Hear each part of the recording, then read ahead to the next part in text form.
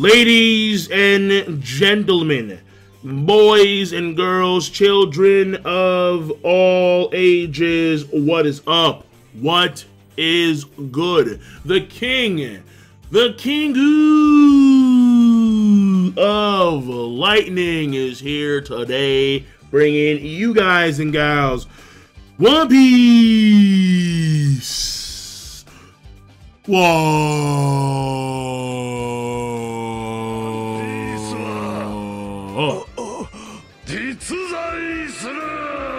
Yeah, the One Piece War, chapter 846, live reaction egg defense.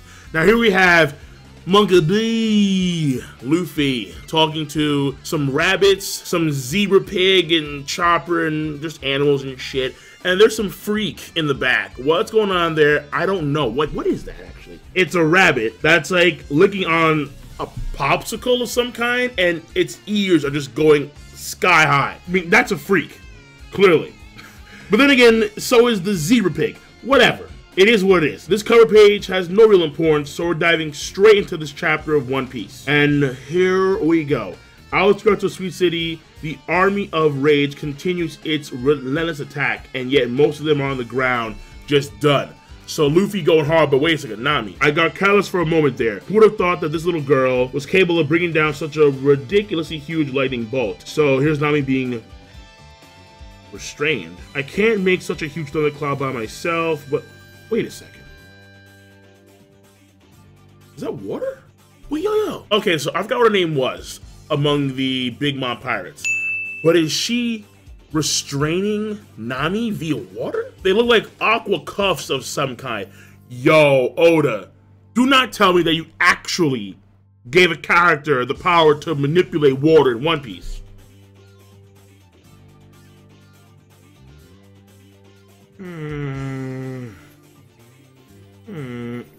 You know, okay, maybe I shouldn't jump to conclusions. No, I shouldn't do that. But still, that looks like water, bona fide water. But apparently she brought down a huge lightning bolt. I am more than capable of manipulating the thunder clouds created by Big Mom. So, using the power of Zeus against them. But we didn't get to see it. Either way, the end result, I'm assuming, is this. Just chaos. So, Lady Amonde is punishing this big homie dude, and she has apparently a Meito, Shirao, white fish. So, this is the white fish blade. She's doing this thing called Slow Ballad, which is pretty fucking messed up because she says on the bottom, and I quote, like, this is warped, man. And she probably is a daughter of Big Mom because she's this warped, but right here. If I were to cut you down in an instant, there'd be no meaning in killing you to begin with. I'll kill you at the most painful and agonizing speed possible. So she is slowly, hence the slow part of the attack name, she is slowly cutting this dude down, which I think is actually a fairly long sword as well. So she's cutting him down slowly because it's the most painful way. And you can see how he's in agonizing pain. But this bitch is fucked up. And then here we have Mont. He's writing on books, straight out of the Disney playbook. He is writing on these flying books. Just being cocky as all hell. The Chess Barbarian army are far from pushovers, will crush you like the piece of trash you are. But here's the thing, dude. Luffy, I mean, are you kidding me, Straw Hat? I can't believe you're able to go toe-to-toe with Big Bro Cracker. But Luffy's wounded. I mean, it's obvious. He's tired, he's exhausted, and he's talking shit. If Luffy was in tip-top condition, you wouldn't be chilling like that, dog. Now, granted, I'm not saying that he would defeat the entire army. No.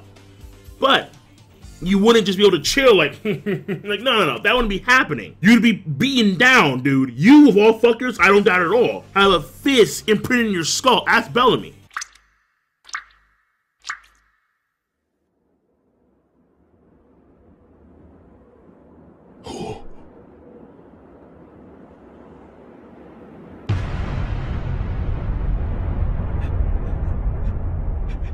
And here we have the long neck, the Brontosaurus, the cousins of Littlefoot tribe, just laughing their asses off and shit. These goddamn freaks of nature. Here we have this Cream dude, and the Cream dude is going hard right now, like some cream tidal wave, cream monster. It was kind of obvious that his powers were like syrup cream based. I believe that was stated before. Actually, was it? I don't know. Based on his form, you could kind of tell. Luffy beating down, I'm assuming one of the chess barbarians. He gets caught up in the cream wave. If I add a little sweetness to my sweet fresh cream, it'll simply be a matter of time before your entire body is charred to a crisp. How does that work? And then on the next panel, he's in like Freaky Wonderland. This is a weird scene right here. Like, you can smoke weed for 12 hours straight and still not see this scene. Hold on though. Let me show you what's going on here. So, apparently, the cream is burning Luffy. I think so. I mean, because it looks like it was just on him, like splashed. But I think it's maybe burning him. No, it is burning him for some reason though. Because he says, once again, if I add a little sweetness, whatever that sweetness is, to my sweet fresh cream, it'll simply be a matter of time before your entire body is charred to a crisp. How does that work? How do you char someone via sweetness? Via cream? Yeah, I'm not too sure how that works at all. But apparently that's the case. We'll let it slide and just take it at face value. But here we have the end result of all sorts of drugs and whatnot. There's a cow on the side of the wall. There's like the skull humanoid bear or like cat thing, skull top thing. There's a fish in the window. There's a turtle climbing the side. There's some bunny in the, again, it's just freaky. Mont Dieu, the world of books. This place is the world of books, and look at that face. Doesn't that face remind you of like way back when we first saw Kaido, but not Kaido like the actual Kaido, but like a silhouette image of Kaido? It reminds me of that, the way he's just forming out of the shadow like that. And he has some kind of hose, but this is his world of books. And there's fire there. So I'm assuming the hose is spraying fire. Luffy, dodge. Nami, watch out. And Nami, oh, okay, so first of all, that sword is really damn long. She's done cutting the homie dude, because now Lady Amande, she's over Nami. And is she in the cage? You know, I think she's actually in the cage. I believe so. And then there's some, like, what? Dude, what the fuck? Okay. Like, shit's just getting weird. But Nami's in the cage, now trapped. Lady Amande's in the cage. She says, watch out. I think Luffy is thrown from the book. Now, these two big dudes coming in full force, clean punch, slamming against Luffy. So that's what just happened. Punch, clean punch, and Luffy was thrown out of the book for that attack. Luffy going night-night. And then Luffy falls in the rain. Actually, I just realized, maybe that girl is not controlling water, because the rain is different. It's like some kind of syrup rain. Yeah, it's not actually like water rain. Yeah. And here's the homie dude. He got completely cut in two. So that sword is a very long sword, because that guy's fairly wide. Lady Amande reaches into Nami's cleavage to pull out a Vivre card. And apparently, according to what's being said here, the reason why, well, the homies we knew, but also why the chess barbarian army was able to fight as it normally would, was because of the Vivre card. So the chess barbarian army, they appear to be living chess pieces that fight for Big Mom. So it has Lola written on it, and they think that Lola died, like Nami and company killed Lola, but actually Lola is their friend, obviously, so they wouldn't do that. And so she's saying that, and apparently their orders were to capture them alive, so they're moving out. Luffy, though, yo, no, I'm staying right here. Big dude, shut the fuck up.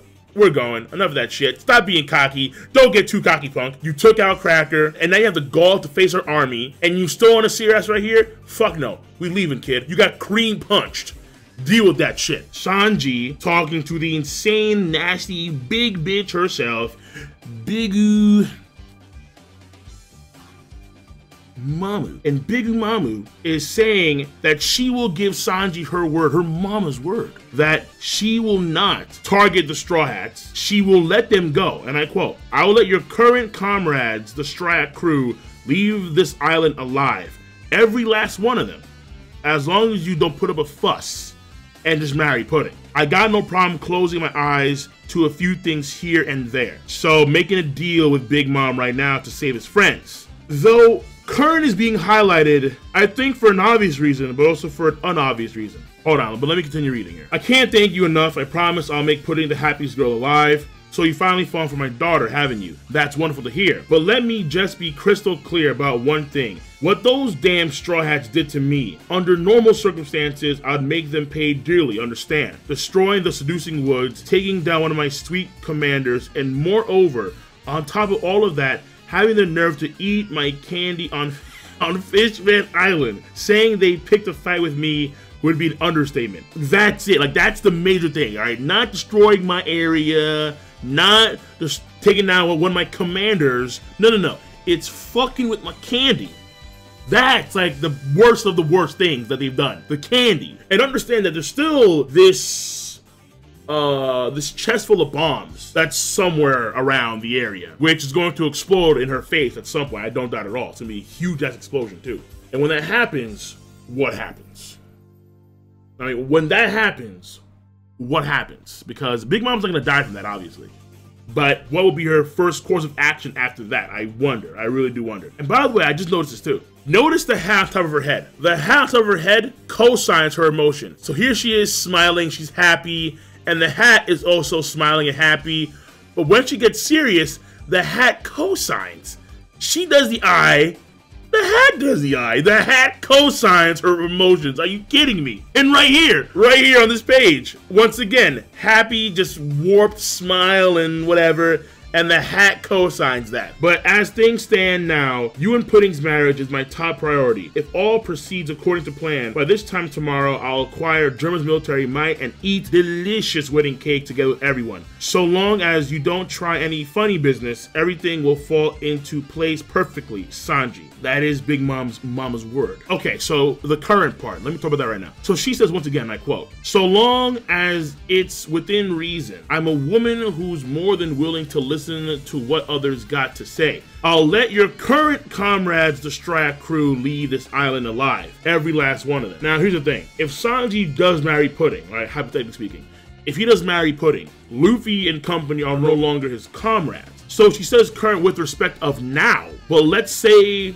that it's tomorrow and like he's married to Pudding officially, then she could do something like, okay, they left the island just fine, but now I'm gonna hunt them down immediately because they are no longer your comrades. So from the perspective of time, she may just hunt them down immediately after they leave the archipelago. Well, no. She says this island alive. That doesn't mean Totland, okay? Because Totland is an archipelago that she dominates. So they can leave Whole Cake Island. That doesn't mean that they can leave Totland. Nah, you see, I don't trust this big bitch. I don't trust this big bitch. I really don't. But that's my take on that. We'll continue with that later if that's actually a thing. Sanji actually may come to understand that, because he does have the ... yeah. Now, granted, that's a huge assumption there, that Sanji, he can understand that Big Mom, she's being devious when she says this. However, Sanji is known to be smart, very smart. When it comes to implementing certain tactics, Sanji has been one of the people that have done that among the Straw Hat crew on a regular basis. Sanji may be aware that there is a nefarious undertone to what Big Mom is saying. All I did was go down, and all I see is poneglyphs. What's going on here exactly? All I saw was poneglyphs. You have Tamago, you have some soldiers on the side, you have, what is that? What is that? Okay, you have some, just some dude, right? Some like, why does this man have like those curly, like, you know, fuck whatever. Some chick being grabbed by some other dude. Yeah, what the fuck? Oh, god damn it. Come on. Come on, OBS. Don't fuck me right now. Yeah, I beg of you, Lord Smoothie, you mustn't do this. I humbly ask for your mercy, Lord Smoothie. What the hell? Okay, well, there's some shit going on here. But fuck that noise, man. Poneglyphs. Poneglyphs, bro. Those two look like regular poneglyphs. That one looks like a real poneglyph. Yo, okay. Hold on, entertain me. What the fuck's happening right now? The Room of Offerings. In all the world, those unbreakable obelisk texts, which haven't crumbled even over the course of hundreds of years, the poneglyphs. It is said that approximately 30, we had a number, 30, approximately 30 of them exist in all. But only 9 hold the crucial information we need. Before long, we will be led to the final island, Raftel, and there the stones will impart unto us the truth of this world. Wait a second, what? Rio poneglyphs, plural? Not... But only 9 hold the crucial... Yo, wait, Oda, hold on. Wait a second. Wait a minute. Hold on. Wait, Oda. Wait, no. Oda, hold on. Wait. Rio. Isn't the Rio poneglyph singular? Isn't that supposed to be like Robin's dream to find the Rio poneglyph? Or was it glyphs? Was it plural? 9! And then we have the road. What is going... okay. I need to go back and reread some stuff here. Was it always singular? Or was it plural? Because according to Tamago, he's saying there are 9 Rio poneglyphs. The 9 that hold crucial information. But isn't it the Rio poneglyphs, 4 islands that cross together, and that point is Raftel? But, okay, hold on. At the end of the Grand Line, it's supposed to be where you get like some type of information or piece or something that is supposed to then segue to Raftel via the Rio poneglyphs. Hold on. However, in order to go to Raftel, the final island, those red stones, the Rio poneglyphs, are absolutely needed. Lord Smoothie, including the stone that Jinbei brought us the other day. Okay, so you see Wadasume and you see Jinbei. Where is Jinbei actually? What happened to Jinbei? Like Jinbei like disappeared. Did Big Mom eat his ass or something? What is this? Why is some girl being drained like a wet towel? Lord Smooth, and then she's in ecstasy from it. What? Dude, look at your feet and how they're facing. What the fuck is this? Our Big Mom pirate crew now owns 2 poneglyphs and 1 Rio poneglyph for a total of 3 stones. So do they own 2 of the Rio poneglyphs? I believe Robin stated that the Rio poneglyph was the poneglyph that was supposed to lead to Raftel. Okay, so here's what I'm thinking now. So at the end of the Grand Line, there is something that is supposed to segue. This was said in Zou. It's supposed to segue to the journey to find the Rio poneglyphs or something of the sort, or find the islands that the Rio poneglyphs like talk about, which intersect then to Raftel. But oh my God, the Rio, where do the Rio fit in all this? The Rio, do the Rio poneglyphs have information tying to the end of the Grand Line, or to the Rio poneglyphs themselves? Kaido has one, Big Mom has one, and then there is one on Zou. I would assume that Elbaf, wait no, Elbaf is probably one of the islands that is required to intersect with another island that leads to Raftel. That's my guess.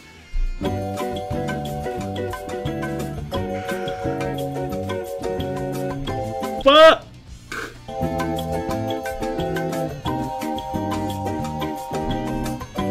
Okay, you know what? Let me not, we will save this for a discussion. So, let us continue. Let us move forward. But this is good though. Shit, Oda. You sexy little Asian man. You fucking G. Moving on. Who the fuck is this big woman? Huge ass thighs, which I am a huge fan of. Jesus. Like, not like nasty thighs though. Like tone, fit, like woohoo. Woohoo. Like when I saw these legs, I was like, woohoo! Woohoo! Like that was my mindset right there. But hold on. So this girl's in ecstasy right now. And then right here, I understand that they're very important, but I still don't see why I gotta increase our security detail like this time ago. Who are you? Big Mom Pirates, 3 sweet commanders, Minister of Choose. Oh, okay. So when I said in the previous chapter that Lord Smoothie didn't sound like a sweet commander because it was Lord Smoothie, well, no, wrong.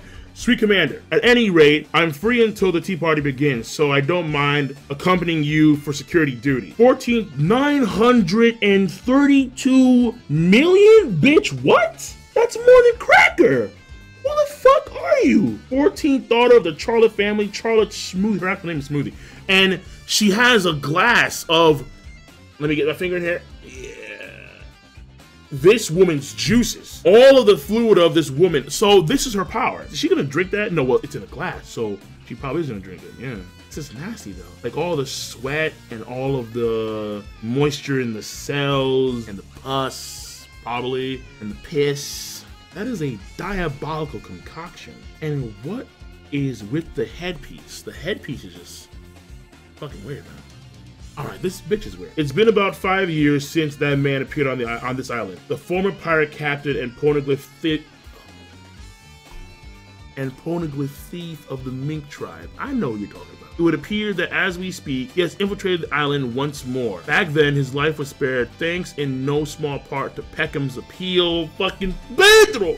Pedro! Oh, this man's past is juicy. Love it. Pedro! Why would you dare challenge us once more? At any rate, those red stones, the rope poneglyph, are so to speak the path to becoming the Pirate King. They are precious articles of such high importance that fellow Yonko would go so far as to steal them from one another.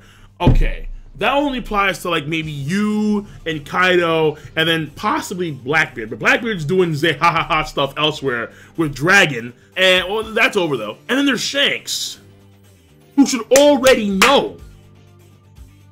Shanks should already know where Raftel is. Maybe he can't get access to the one. I mean, you know what? Does he even want the One Piece? He's probably like Whitebeard. He wants to chill and have a party and shit. He doesn't probably want the One Piece at all. Pedro and Brook. Brook was in ghost form spying in, and Pedro is getting the 411 from Brook. They call her Sweet Commanders. That's one of their top brass. And basically the gist here is we cannot infiltrate this area. They know of my existence, and even if we were to go in like the middle of the night, no, wouldn't work. We'd get caught and we'd get destroyed. Who is Baron Tamago's target? It's me, Pedro. Could I ask you to be the bait? What a coincidence. I was thinking the exact same thing. The one chance to become Pirate King. An infiltration plan that means certain death. So Pedro, and that's in the chapter right there. So Pedro and Brook, one's gonna be the bait to, I think, lure out Tamago. And the other thing, okay, here's my guess. So Smoothie, we saw, she was able to wring out the juices of a human being like that. Brook has no juices. The man's all marrow. He's bone. Skull joke. Whatever that shit is. So he's all bone. You can't wring out bone. There's no way in hell. So, my guess is Brook's gonna fight against Lord Smoothie. Fight against her. Not gonna beat her. Her bounty is 932 mil. I'm gonna beat that shit. Kidding me? I mean, okay, but to be fair, it's like, I say it constantly. You can't use bounty as a means of power scaling, because that's never set in stone, but there are certain bounties that need to be taken into great consideration. Bounties that exceed like 600, 700, 800 million. Cracker would have beaten Luffy if not for Nami's intervention, and Jack the Drought was able to survive an attack from Zunisha itself. So, but granted, he is Fishman as well, so there's that caveat as well. But basically what I'm trying to say here is this. And plus he did fight for like 5 days and nights straight against the Mink. So, I mean, Jack, tough. Very tough, and he's 1 billion.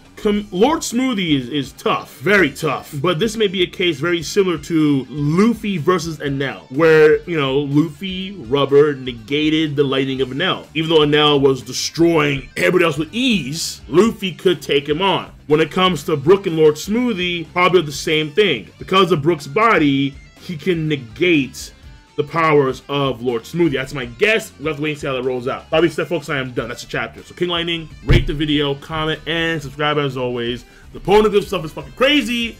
I'm gonna see you guys later. Have a nice night.